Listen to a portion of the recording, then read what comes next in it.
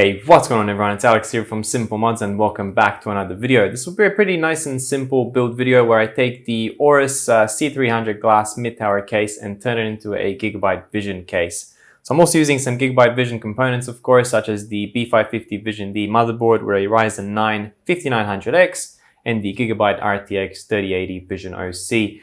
And I'm also featuring some new products in this build, which are the AORUS WATERFORCE X AIO cooler. So this is the 360 version that I'm featuring, and it's the new AORUS cooler with the built-in display. And check this out, the display actually freely rotates on this one, so that's pretty cool. And the other product that I'm featuring is a 2TB version of the new AORUS 7000S Gen 4 PCIe NVMe M.2 SSD. So this thing reaches speeds of up to 7 GB per second. So I'm pretty keen to have a play with that. Then we also have these new fans from Cooler Master, the MF120 Prismatic, which are pretty nice and bling looking. And I think they work quite well in this build, so let's check it out.